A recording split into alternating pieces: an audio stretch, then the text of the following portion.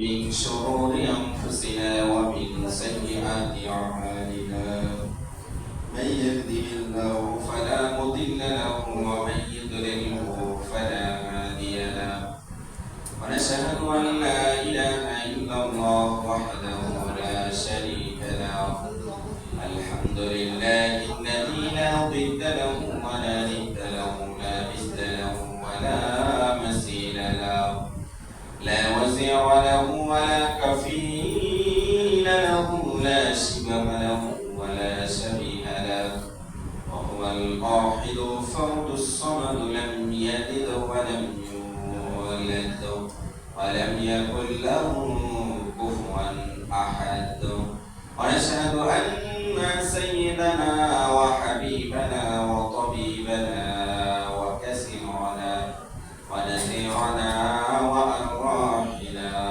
ومولانا محمدا عبده ورسوله فقد قال الله تعالى في كلامه المجيد وفي فرقانه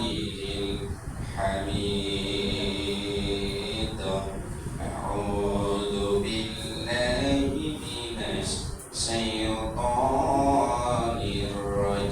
الرجيم بسم الله الرحمن الرحيم يا أيها الذين آمنوا كتب عليكم الصيام كما كتب على الذين من قبلكم لعلكم تتقون صدقت يا ربنا وقال رسول الله صلى الله عليه وسلم من صام رمضانا إيمانا واحتسابا غفر له ما تقدم من ذنبه إلى آخر الحديث وقال أيضا إن الله وملائكته يصلون على النبي يا أيها الذين آمنوا صلوا عليه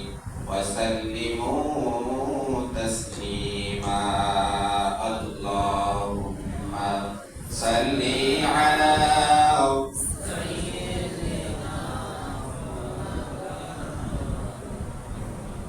وعلى آل سيدنا حبيبنا محمد اللهم صل على سيدنا حبيبنا محمد وعلى آل سيدنا رسولنا তাহাজ্জুদের চাইনা মাঝে মরণ দিও প্রভু আমায় ইকামতে দ্বীনের কাজে কবুল করে নিও আমায় আল্লাহুম্মা সাল্লি আলা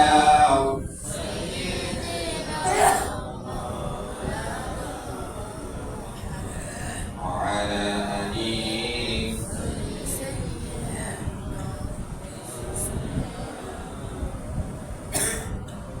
একটি বছর পরে আবার ফিরে এলো মাহে রমজান একটি বছর পরে আবার ফিরে এলো মাহে রমজান মমিন হৃদয়ে পড়লো সাড়া মমিন হৃদয়ে পড়লো সাড়া উঠলো জেগে নতুন প্রাণ একটি বছর পরে আবার ফিরে এলো মাহে রমজান একটি বছর পরে আবার ফিরে এলো মাহে রমজান আল্লাহুম্মা সাল্লি আলা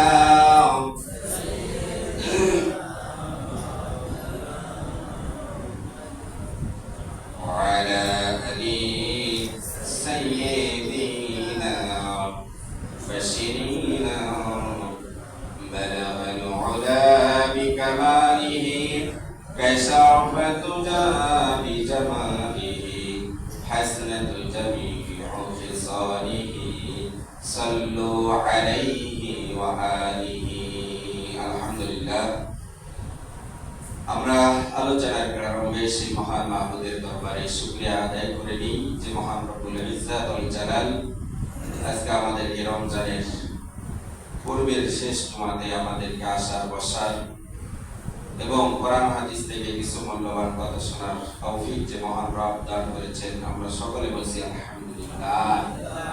দরুদ আর সালাম পেশ করছি মানবতার মুক্তির দূত আখিরি জামানার পয়গম্বর তাজদারে নামদার আহমদ মুস্তাফা মুহাম্মদ মুস্তাফা জনাবে মুহাম্মদুর রাসূলুল্লাহ সাল্লাল্লাহু আলাইহি ওয়াসাল্লাম আত্মার মাগফিরাত কামনা করছি। আমাদের পিতামাতা, ভাই বোন, সন্তান, স্ত্রী, পরিজন অনেকেই চলে গেছে আল্লাহর ডাকে সাড়া দিয়ে। আল্লাহ যেন প্রত্যেককে মাফ করে জান্নাতের উচ্চ মাকাম দান করেন বলে আমিন। এই মাহে রমজান আসছে। এই মাহে রমজান যখন আসে, যে সকল কবরবাসী আযাবের ভিতরে আছে তারা কিন্তু খুবই আনন্দ পায়।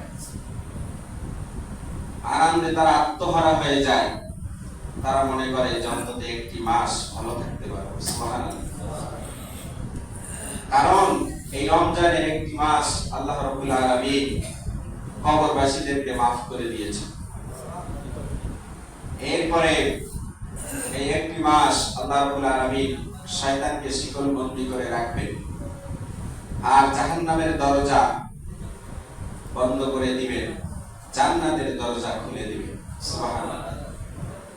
এই রমজান মাসের ফজিলত, এই রমজান মাসের গুরুত্ব এত বেশি যে আল্লাহ তাআলা কবরবাসী পর্যন্ত জাহান্নামীদেরকে মাফ করে দিয়েছেন। সুবহানাল্লাহ। এজন্য আমরা দোয়া করি আল্লাহ যেন এই একটি মাস যেভাবে আল্লাহ মাফ করে দিবেন, আল্লাহ তাআলা যেন তাদেরকে একবারে চিরতরে মাফ করে দেন বলে আমিন। দরুদ আর সালাম পেশ করছি মানবতার মুক্তির দূত আখিরি জামানার পয়গম্বর জনাবে মুহাম্মদুর রাসূলুল্লাহ সাল্লাল্লাহু আলাইহি ওয়াসাল্লাম। আমি আপনাদের সম্মুখে কোরআন কারীমের সূরা আল বাকারার একটি আয়াত তেলাওয়াত করেছি, রমজান সম্পর্কিত আয়াত। আজকে যেহেতু রমজান, আগামী কাল হয়তো আমরা ইনশাআল্লাহ তারাবি পড়ব, পরশু থেকে হয়তো আমরা ইনশাআল্লাহ রমজান শুরু করব। আল্লাহ যেন আমাদেরকে রমজান পর্যন্ত পৌঁছায় দেন বলে আমিন। কেননা রমজান পাওয়া সৌভাগ্যের ব্যাপার, ঠিক কিনা বলেন? পরম এবং চরম সৌভাগ্যের ব্যাপার রমজানের ভিতরে ঢুকে যাওয়া। কারণ মৃত্যুর কোনো গ্যারান্টি নেই। এমনও হয় রমজানের একদিন আগেও মারা যায়, কত মানুষ চলে যায় রমজান আর পায় না। এই জন্য আমরা আল্লাহর কাছে প্রত্যেকে দোয়া করি আল্লাহ আমরা যেন রমজানের ভিতরে ঢুকতে পারি সকলে, আমিন। আল্লাহ তাআলা মাহে রমজান সম্পর্কে যে আয়াতটি তেলাওয়াত করেছি, এই আয়াতের ভিতরে বলেছেন ইয়া আইয়ুহাল্লাযিনা আমানু, ওহে তোমরা যারা ঈমান এনেছো, কুতিবা তোমাদের উপরে ফরজ করা হয়েছে। কি করা হয়েছে? ফরজ করা হয়েছে আলাইকুমুস সিয়াম, মাহে রমজানের রোজা। কামা কুতিবা আলাল্লাযিনা মিন ক্বাবলিকুম লাআল্লাকুম তাত্তাকুন, যেমনটি ফরজ করা হয়েছিল তোমাদের পূর্ববর্তীদের উপরে। তোমরা এই মাহে রমজানের রোজা যদি রাখো তাহলে তোমরা লাভবান হবে। কি? লাআল্লাকুম তাত্তাকুন, তোমরা আল্লাহর তাকওয়াবান বান্দা হয়ে যাবে, বান্দী হয়ে যাবে। সুবহানাল্লাহ।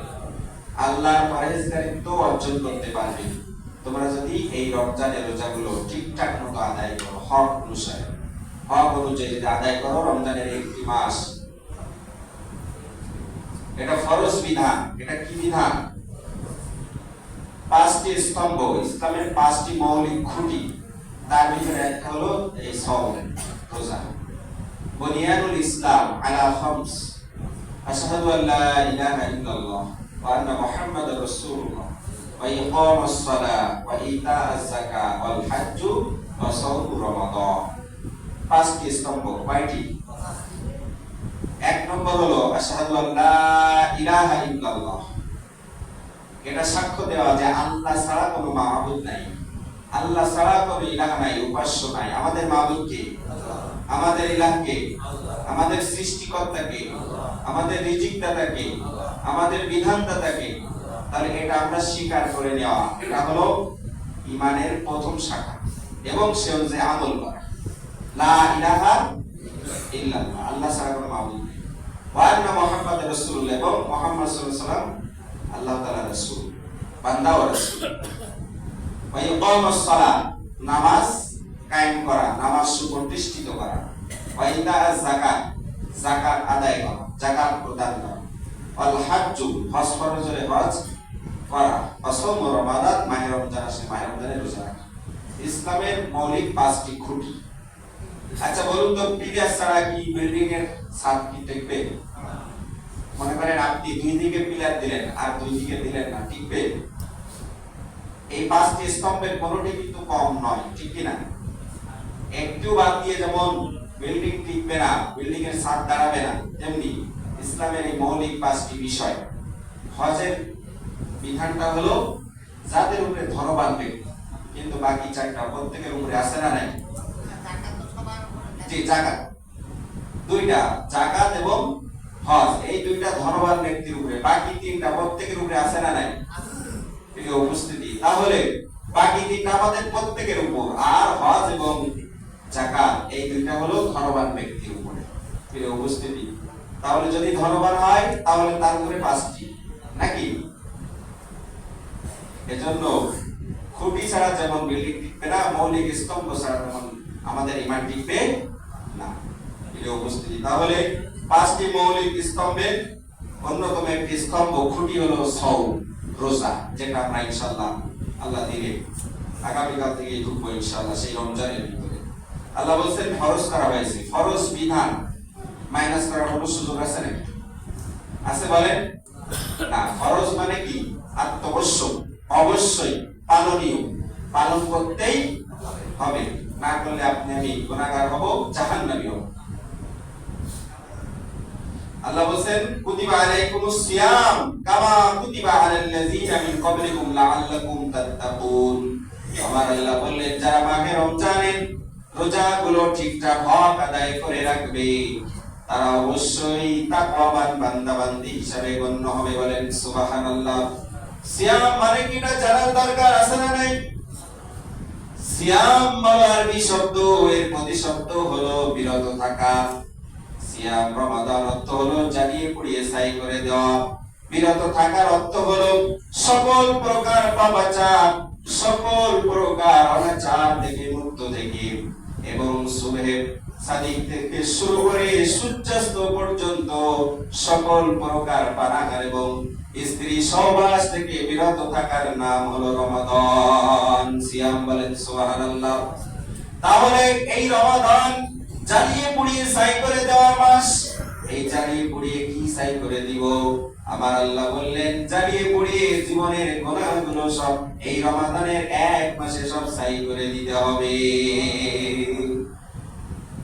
জীবনে আমরা অনেক পাপ করেছি, সবাই পাপী, ঠিক কি না?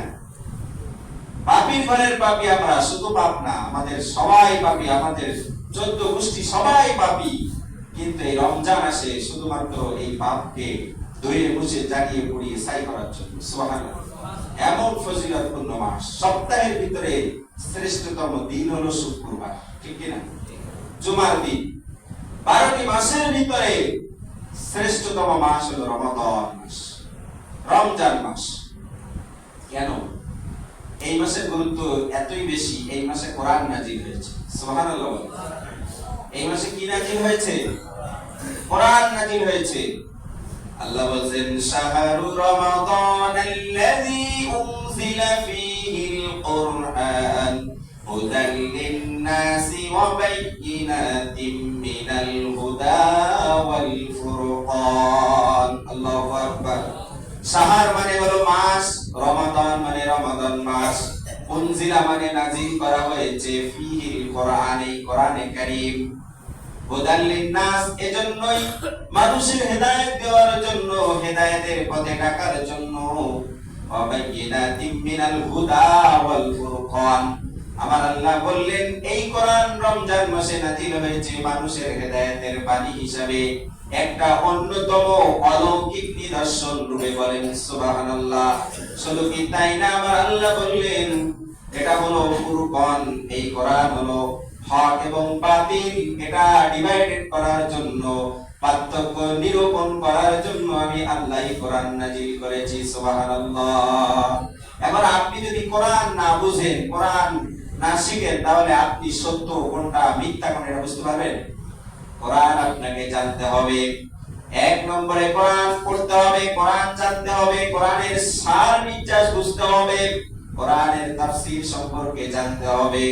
যদি আমি কোরআন পড়তে জানি, কোরআন বুঝতে শিখি, অবশ্যই আপনি কোনটা সত্য আর কোনটা মিথ্যা, কোনটা হক কোনটা বাতিল, এটা আপনার আমার চেনার জন্য সহজ হয়ে যাবে। প্রিয় ভাই আমার, প্রিয় বন্ধুগণ, আল্লাহ বললেন ওয়ামান কানা ফামান শাহিদা মিনকুমুশ শাহরা ফালইয়াসুম, যে ব্যক্তি রমজান মাস পাবে সে যেন অবশ্যই রমজানের রোজাগুলো রাখে। এটা কার আদেশ? আরো জোরে বলেন কার? আল্লাহ বললেন তবে হ্যাঁ, ওয়ামান কানা মারিদান, যদি কেউ অসুস্থ হয়, কি হয়? যদি কেউ অসুস্থ হয়, রোগগ্রস্ত হয়, ডাক্তার বলেছে আপনাকে ঔষধগুলো খাওয়াই লাগবে, নাইলে আপনি বাঁচবেন না, এই ঔষধগুলো আপনাকে খেতে হবে বাধ্যতামূলক। আল্লাহ বললেন আমার বিধান সহজ। আমার বিধান কি? আল্লাহ বললেন তার জন্য আমি রুখসাত রেখেছি, সহজ করে দিয়েছি। আও আলা সাফারিন, যদি কেউ সফররত অবস্থায় থাকে, মুসাফির হয়ে যায়, তার জন্য রোজা রাখা কষ্টকর। আমার আল্লাহ বললেন মুসাফির হলে তার জন্য আমি আল্লাহ রোজাকে সহজ করে দিলাম, রুখসাত করে দিলাম। তবে একটা শর্ত আছে, সেটা হলো ফাইদাতুম মিন আইয়ামিন উখর, গুনে গুনে রাখতে হবে কয়দিন আপনি এই অসুস্থ অবস্থায় ছিলেন, কয়টা রোজা আপনার কাজা হয়েছে। এই রমজানের পরবর্তী ওই দিনগুলো যখন আপনি সুস্থ হবেন, সুস্থ হলে ওই রোজাগুলো আপনাকে আদায় করে দিতে হবে। কিন্তু আপনি যদি ইচ্ছাকৃতভাবে রোজা একটা কাজা করেন, রোজা না রাখেন, তার শাস্তি আছে না নাই? একটা রোজা আপনি ইচ্ছাকৃত রাখলেন না, একটা রোজা যদি আপনি ইচ্ছাকৃতভাবে ভেঙে ফেলেন, 60টা রোজা একাধারে কাফারা হিসাবে আপনাকে রাখা লাগবে। জোরে বলেন কয়টা? আর জোরে বলেন কয়টা? এবার আপনি মনে করেন এক থেকে রোজা রাখা শুরু করলেন, আপনি এভাবে 59তম দিনে যে আবার রোজাটা ভেঙেছেন, বিধান হলো ওখান থেকে আবার এই একটি রোজার কাফারা এক থেকে শুরু করে 60টা পর্যন্ত রাখা লাগবে। এবার একটু কল্পনা করুন, বুকে হাত দিয়ে চিন্তা করুন যে একটা রোজা যদি আমি ইচ্ছাকৃতভাবে না রাখি, কাজা করি, তাহলে একাধারে 60টা রোজা রাখতে হবে, মাঝখানে কোনো গ্যাপের সুযোগ নাই। তাহলে এরকম অনেক রোজা কিন্তু আপনার আমার মতো মুসলমান এই রমজান আসলে বিভিন্ন অজুহাত দিয়ে, কাজের অজুহাত দিয়ে, ধান কাটার অজুহাত দিয়ে বিভিন্ন ভাবে কিন্তু রোজা রাখে না। বলেন ঠিক না বেঠিক? আরো জোরে বলেন ঠিক কিনা? প্রিয় ভাইরা আমার, বন্ধুগণ আমার, কঠিন কঠিন ভাবে শুনতে হবে। কঠিন হলো এই রমজানের গুরুত্ব, রোজা না রাখার শাস্তি। আমি একটা ছোট্ট ঘটনা হাদিসের ভিতরে আজকে পড়লাম, আহারে আমার মনটা গলে গেছে, আমার মনটা ভয়ে প্রকম্পিত হয়েছে যে আসলে রোজা না রাখার শাস্তি কত বেশি। আল্লাহ রাসূল নিজেই বলতেছেন, সহিহ হাদিসের বর্ণনা, আল্লাহ রাসূল সাল্লাল্লাহু আলাইহি সাল্লাম বলেন, আমি ঘুমিয়ে আছি, এমন সময় দুইজন লোক আমার কাছে আসলো। আমাকে এসে আমি নবী আমাকে ডাকতে শুরু করেছে, আমাকে ডাকছে ইয়া রাসূলুল্লাহ, ইয়া হাবিবাল্লাহ, আমাকে সালাম দিতেছে। আমি দেখলাম আমাকে ডেকে তারা উঠালো। এরপরে স্বপ্নের ব্যাখ্যা, কিসের ব্যাখ্যা? নবীদের স্বপ্ন হলো ওহী, ঠিক কিনা? আমার নবী বলতেছেন আমাকে ডেকে তুললো, আমি উঠলাম, একজন আমার ডান এই বাহুটা ধরলো, আর একজন আমার বাম বাহুটা ধরলো, দুইজন আমাকে বাহু ধরে আমাকে নিয়ে যাচ্ছে। এমন অবস্থায় কিছু দূর গেলাম, সহিহ হাদিস থেকে বলছি, গভীর মনোযোগ দিয়ে শুনতে হবে। আল্লাহ রাসূল বলেন, দুইজন আমার দুই বাহু ধরে আমাকে সামনে নিতেছে, আমিও হাঁটতেছি। একটা পর্যায়ে যে দেখলাম বিশাল একটা উঁচু চড়া পাহাড়। আমি ওখানে যে থমকে গেলাম। বলল, ইয়া রাসূলুল্লাহ, ইয়া হাবিবাল্লাহ, এই পাহাড়ের উপরে আপনাকে উঠতে হবে, এই পাহাড়ের চূড়ার উপরে আপনাকে ওঠা লাগবে। আল্লাহ রাসূল এরকম উপরের দিকে চেয়ে দেখলেন বিশাল চূড়া পাহাড়। বলল, ইয়া রাসূলুল্লাহ, আপনি কোনো চিন্তা করবেন না, আমরা দুজনে আপনাকে এই পাহাড়ে ওঠার ক্ষেত্রে সাহায্য করব। আল্লাহ রাসূল সাল্লাল্লাহু আলাইহি সাল্লাম বলছেন, সে দুজনে আমাকে সেই বাহু ধরে সেই পাহাড়ের চূড়ার উপরে উঠলো। পাহাড়ের চূড়ার উপরে আমি যেই না মাত্র উঠেছি, আমার কানের ভিতরে এমন বিকট একটা শব্দ আসলো, আমি যেন অস্থির হয়ে উঠলাম। আমি আরো কিছু দূর আমাকে নিয়ে যাওয়া হলো। আমি যখন সামনে গেলাম তখন আমি আর এই সাউন্ড সহ্য করতে পারি না। এত কঠিন, এত স্বাধীন, এত এর শব্দটা বিকট।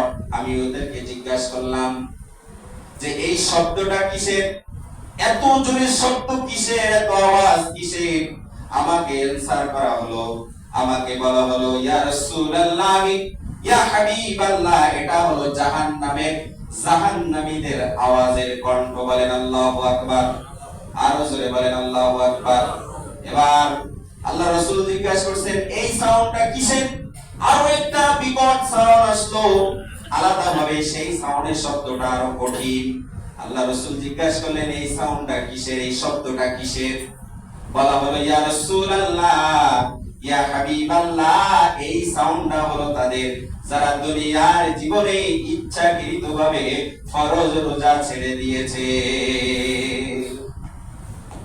আল্লাহ রাসূল সাল্লাল্লাহু আলাইহি ওয়াসাল্লামকে বলা হলো, ইয়া রাসূলুল্লাহ, আর আপনাকে সামনে যেতে হবে। এটা তো আপনি শুধু সাউন্ড শুনলেন, শব্দ শুনলেন, আপনাকে আরো সামনে যাওয়া লাগবে। আল্লাহ রাসূল সাল্লাল্লাহু আলাইহি ওয়াসাল্লামকে দুই বাহু ধরে আরো সামনের দিকে নিয়ে গেল। দেখা গেল যে এরকম জাহান্নামের চিত্র, পা উপরের দিকে বেঁধে, মাথা নিচের দিকে, এরপরে দুই চোয়াল দিয়ে ফেরেশতারা এমন ভাবে টান দিচ্ছে যে তার মুখ দিয়ে রক্ত বাহির হচ্ছে। তার মানে পা দুখানা উপরে, আপনার মুখটা নিচে, এরপরে দুই চোয়াল দিয়ে, শিক দিয়ে ফেরেশতারা দুই চোয়াল ধরে টান দিচ্ছে। তার মুখ দিয়ে রক্তে রঞ্জিত রক্ত পড়তেছে, ঝরে ঝরে রক্ত পড়ে। আল্লাহ রাসূল দেখে অবাক হলেন, আরো সজ্জান্বিত হলেন। কি বাবা? আল্লাহ রাসূল সাল্লাল্লাহু আলাইহি ওয়াসাল্লাম জিজ্ঞাসা করলেন, এর শাস্তি এমন কেন, কি হয়েছে? বলল, ইয়া রাসূলুল্লাহ, ইয়া হাবিবাল্লাহ, এই ব্যক্তি দুনিয়ার জীবনে ইচ্ছাকৃতভাবে মাহে রমজানের রোজা ছেড়ে দিয়েছিল, যার কারণে এই শাস্তি আল্লাহ রাব্বুল আলামিন কোনদিন তাকে maaf করবে না। এবার বলুন, যারা রোজা ইচ্ছাকৃতভাবে কাজা করেন, রমজানের রোজাগুলো ঠিক মতো আদায় করেন না, বলুন তো দেখি এই শাস্তি সহজ না কঠিন? আরো জোরে বলেন।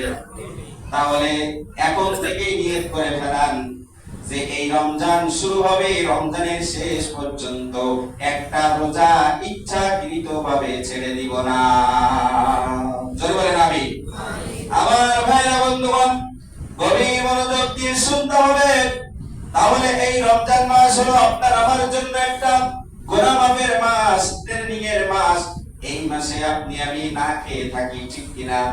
আপনি আমি সেহরি করি, ইফতারি করি, সারাদিন আপনার আমার বৈধ স্ত্রী থাকতেও আপনার স্ত্রীর সাথে আপনি আমি মেলামেশা করতে পারি না। এই তাকওয়া কার? এরপরে আপনার আমার সামনে, আপনার আমার ঘরে সুন্দর সুন্দর খাওয়া, সুন্দর রিজিক থাকা সত্ত্বেও আপনি আমি খাই না। এই অর্ডার কার? এই ভয় কার? এই তাকওয়া কার? একমাত্র আল্লাহ, যিনি আপনাকে বানিয়েছেন আর এই অর্ডার করেছেন, আদেশ করেছেন যে 12টি মাসের ভিতরে নির্দিষ্ট একটি মাস আমি রেখেছি। এই মাস হলো রমাদান মাস। এই মাসে তোমার এই কাজগুলো থেকে বিরত থাকতে হবে। যদি তুমি পারো তাহলে তোমার জন্য হবে এই মাসটা গুনাহ মাফের মাস। বলেন সুবহানাল্লাহ। আপনি আমি আল্লাহর সন্তুষ্টি অর্জন করতে পারবো যদি রমজানের রোজাগুলো ঠিকভাবে আদায় করি, ঠিক কিনা? এই মাসে আপনার আমার জীবনের গুনাহগুলো যদি maaf করে না নিতে পারি, তাহলে সেই সম্পর্কে হাদিস আছে না নাই? আল্লাহ রাসূল সাল্লাল্লাহু আলাইহি ওয়াসাল্লাম একবার মেম্বারে খুতবা দেওয়ার জন্য উঠতেছেন। মেম্বারের একটা ধাপে পা দিলেন, বললেন আমিন। আর একটা ধাপে পা দিলেন, বললেন আমিন। আরো এক ধাপে পা দিলেন, বললেন আমিন। জিবরাইল আলাইহিস সালাতু ওয়াস সালাম ওই সময় এসেছিলেন। সাহাবীরা জিজ্ঞাসা করলেন, ইয়া রাসূলুল্লাহি, ইয়া হাবিবাল্লাহ, আমরা লক্ষ্য করলাম আপনি যখন মেম্বারে খুতবা দেওয়ার জন্য উঠতেছিলেন, ঠিক ওই সময়ে আমরা লক্ষ্য করলাম আপনি শুধু বলতেছেন আমিন। একবার নাই, দুইবার নাই, তিনবার আমিন বললেন। কারণটা কি ইয়া রাসূলুল্লাহ, ইয়া হাবিবাল্লাহ, আমরা একটু জানতে পারি নাকি? আল্লাহ রাসূল সাল্লাল্লাহু আলাইহি ওয়াসাল্লাম বললেন, ও আমার প্রাণ প্রিয় সাহাবীরা, তাহলে শোনো, এই মধ্যে জিবরাইল আলাইহিস সালাতু ওয়াস সালাম আমার কাছে এসেছিলেন। আমি যখন প্রথম ধাপে পা রেখেছি, বলা হলো ইয়া রাসূলুল্লাহ, ইয়া হাবিবাল্লাহ, যদি কেউ আপনার নাম শুনে দুরূদ পাঠ না করে, সাল্লাল্লাহু আলাইহি ওয়াসাল্লাম কমপক্ষে না বলে, তাহলে ওই ব্যক্তি ধ্বংস হয়ে যাক। আমি নবী বলে দিয়েছি আমিন। এরপর আমি দ্বিতীয় সিঁড়িতে পা রেখেছি। জিবরাইল বলল, ইয়া রাসূলুল্লাহ, ইয়া হাবিবাল্লাহ, যে ব্যক্তি পিতামাতাকে দুনিয়ায় পেল একজন অথবা দুইজনকে, কিন্তু জীবনের গুনাহগুলো maaf করে নিতে পারলো না, ওই ব্যক্তি ধ্বংস হয়ে যাক। আমি নবী মোটেও দেরি করি নাই, সাথে সাথে বলে দিয়েছি আমিন। এরপরে দ্বিতীয় স্টেপ আমি যখন পা রেখেছি, জিবরাইল আমার বলল, ইয়া রাসূলুল্লাহ, ইয়া হাবিবাল্লাহ, যে ব্যক্তি মাহে রমজান পেল কিন্তু জীবনের গুনাহগুলো maaf করে নিতে পারলো না, ওই ব্যক্তি ধ্বংস হয়ে যাক। আমি নবী মোটেও দেরি করি নাই, সাথে সাথে বলে দিয়েছি আমিন। তার মানে হলো, যে ব্যক্তি মাহে রমজান পাবে কিন্তু জীবনের গুনাহগুলো maaf করে নিতে পারবে না, এই হাদিসের বর্ণনা অনুযায়ী ওই ব্যক্তির জন্য ধ্বংস। ঠিক কি না? ওই ব্যক্তির জন্য ধ্বংস। আল্লাহ রাসূল সাল্লাল্লাহু আলাইহি ওয়াসাল্লাম বলেছেন হাদিসের ভিতরে, জিবরাইল আলাইহিস সালাতু ওয়াস সালাম আগমন করেছিলেন। আগমনী বার্তা দিয়ে এই কথাগুলো আল্লাহ রাসূল তিনবার আমিন বলে দিয়েছিলেন। আল্লাহ রাসূলের আমিন, এটা কি ছোটখাটো আমিন? প্রিয় ভাইরা আমার, বন্ধুগণ আমার, তাহলে এই রমজান ফজিলতপূর্ণ মাস, গুনাহ মাফের মাস, এই মাসে বেশি বেশি নফল ইবাদত করতে হবে। ফরজ ইবাদতের পাশাপাশি নফল ইবাদত করার দরকার আছে না নাই? আরো জোরে বলেন, আছে না নাই? আমি সময় সংক্ষিপ্ত, যেহেতু আজকে অনেক আলোচনা আছে, চাচা বলছে 10 শেষ করব, আর 2 মিনিট সময় নিব আমি। এই ইফতারের একটা ফজিলত হাদিস শুনেন। আপনি যদি কোনো ব্যক্তিকে ইফতার করান এই রমজানে, আপনি একজন ব্যক্তিকে একটা খুরমা দিয়ে, এক গ্লাস পানি দিয়ে যদি আপনি ইফতার করান, আপনি যদি সহযোগিতা করেন, আপনি সারা দিন রোজা রাখলেন, নিজের একটা রোজা রাখার সওয়াব পেলেন। আবার আপনি যদি কোনো ব্যক্তিকে, একজন অসহায় ব্যক্তিকে যদি আপনি ইফতারি করান, বলুন ওই ব্যক্তি সারা দিন রোজা রাখলে যে সওয়াব, তার মানে আপনার একটা সওয়াব, আর ওই ব্যক্তি সারা দিন যে রোজা রেখেছে ওই সওয়াব, সারা দিনের রোজা রাখার সওয়াব আপনার আমলনামায় আল্লাহ লিখে দিবে। এবার আসুন, আমাদের গ্রাম মহল্লা এলাকায় অনেক অসহায় মানুষ আছে, আছে না নাই? আমাদের আত্মীয় স্বজনের ভিতরে অনেক অসহায় মানুষ আছে না নাই? দেখবেন অনেক মানুষ কিন্তু এই রমজানে ইফতারি বিতরণ করে। এটা কিন্তু একটা ফজিলত, অনেক ফজিলত, অনেক সওয়াবের কাজ। আপনিও চেষ্টা করবেন, কত টাকা কত দিকে চলে যায়, আপনি চেষ্টা করবেন আপনার আত্মীয়ের ভিতরে কেউ অসহায় আছে, এই একটি মাস তাকে কিছুটা হলেও ইফতারি কাজে আপনি হেল্প করবেন, তাকে দিবেন। আল্লাহ আপনার আয় রোজগারে বরকত দিবেন, ঠিক না ভাই? আপনার ইনকামে আল্লাহ বারাকা দিবেন, আপনার পরিবারে আল্লাহ শান্তি দিবেন, আপনার দুনিয়া আখিরাত উভয় জগতে আল্লাহ আপনার কামিয়াবি করে দিবেন, কল্যাণময় করে দিবেন।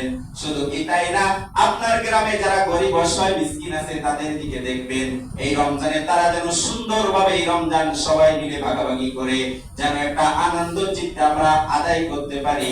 এটা সকলের আপনাদের কাছে আমার দৃষ্টি আকর্ষণ থাকবে।